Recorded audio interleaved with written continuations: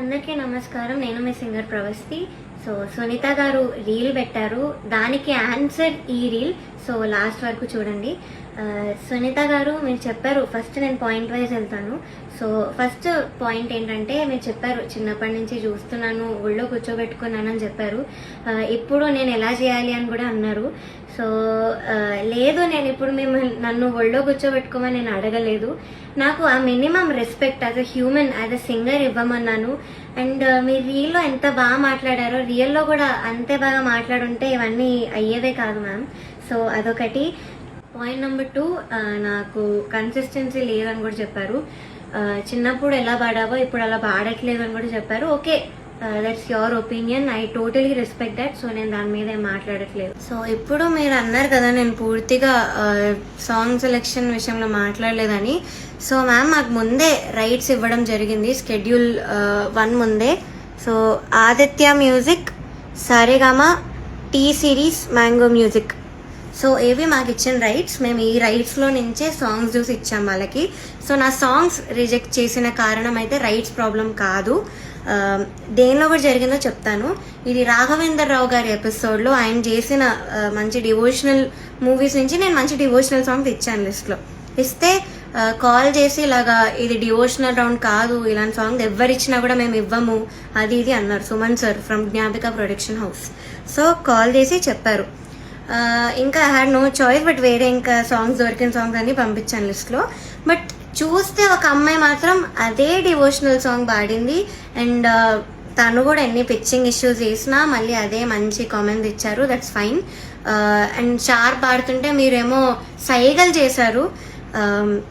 Instead of pointing that out in the judgement మీరు అది చేయలేదు. మరి ఇదేంత ఫేవరెటిజం కనిపిస్తుంది, అందరికీ కనిపిస్తుంది ఈ పాయింట్లో.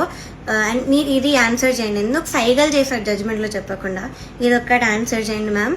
అండ్ జడ్జ్మెంట్ గురించి మాట్లాడుతున్నాం కాబట్టి ఈ ఒక ఎపిసోడ్లో ఇళయరాజా సార్, ఎస్పీబీ సార్ ఎపిసోడ్లో మీరు ఒక పాటకి లేకుండానే ముందే జడ్జ్మెంట్ ఇచ్చి వెళ్ళారు. కన్యాకుమారి అనే పాటకి మీరు ఆ రోజు ఏదో ఎక్కడికో వెళ్ళాలి అని ఆ పాట వినక ముందే మీరు కామెంట్స్ ఇచ్చేసి వెళ్ళిపోయారు. అది ఎలాంటి కామెంట్ అయినా, ఒరిజినల్ సాంగ్ గురించి అయినా ఏదైనా కూడా జడ్జ్మెంటే.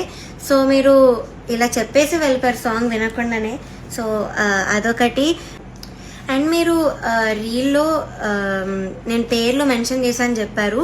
ఎస్, నేను గాయత్రి అక్క ఇంకా శ్రీధృతి పేరు మెన్షన్ చేశాను. కానీ మీరు ఇంకేదో ప్రణతి ఇంకా శ్రీలలిత అని చెప్పారు మీ రీల్లో.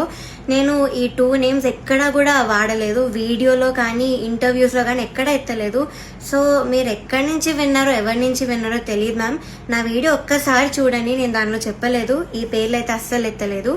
అండ్ శ్రీలలిత గురించి కూడా నేను ఎప్పుడు మాట్లాడాను, బికాస్ చాలా నాలెడ్జ్ ఉన్న అమ్మాయి, షీఈ్ అన్ అమేజింగ్ సింగర్. నేను తన గురించి అసలు మాట్లాడను. సో నా యాక్చువల్ క్వశ్చన్కి మీ ఆన్సర్ రాలేదు, విచ్ ఇస్ లిరిక్స్ మర్చిపోయిన వాళ్ళు ఎందుకు టాప్లో ఉన్నారు. I'll also give you the songs. చమ్కీ లాంగీలేసి పల్లవి స్టార్టింగ్ అయితే తను మర్చిపోయింది, అది మీరు కామెంట్స్లో చెప్పలేదు.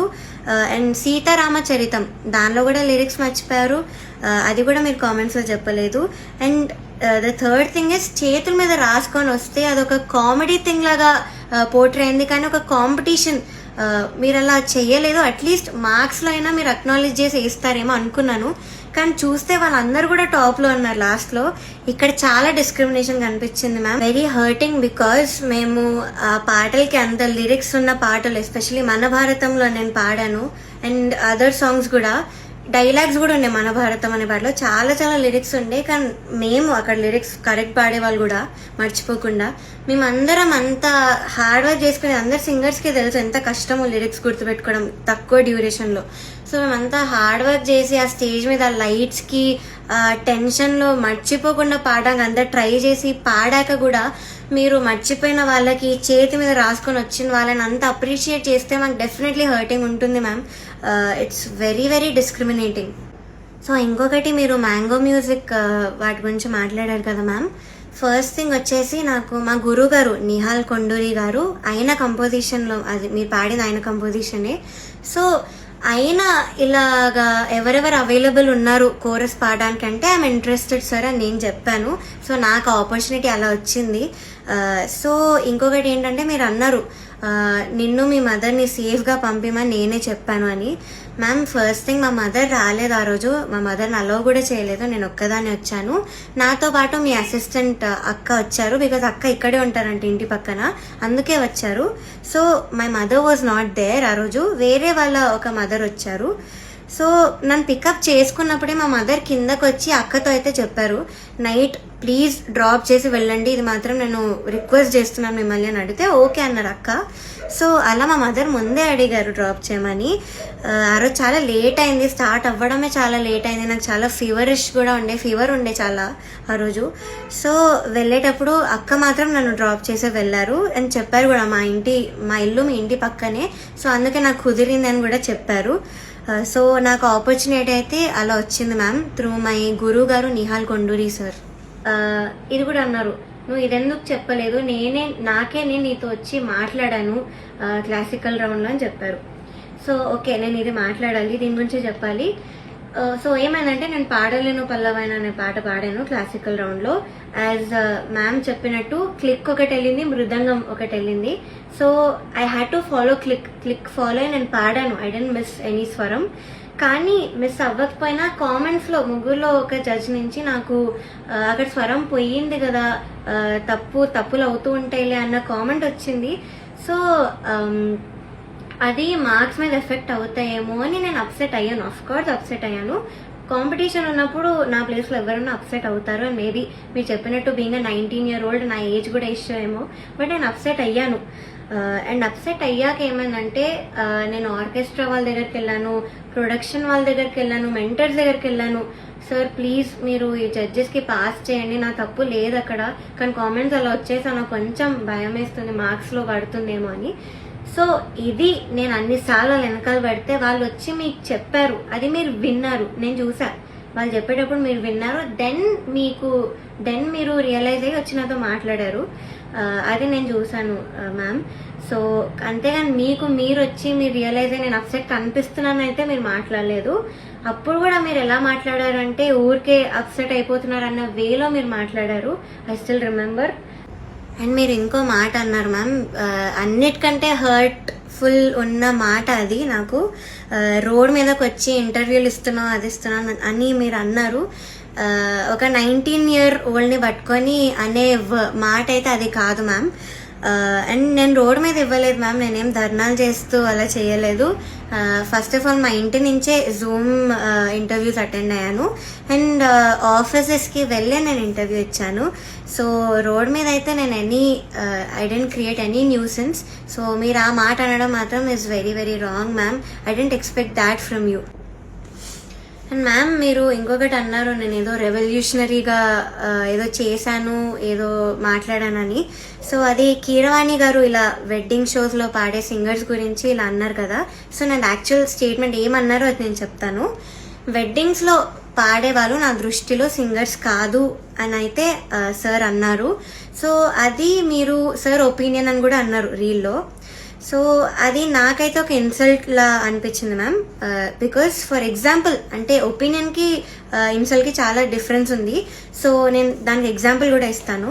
ఇప్పుడు నువ్వు చేసే పని నాకు నచ్చదు అంటే అది ఒపీనియన్, నువ్వు చేసే పని అసలు అది నువ్వు మంచివే కాదు, నువ్వు పని చేస్తే నువ్వు మంచోడివే కాదు అని అంటే దట్స్ అన్ ఇన్సల్ట్.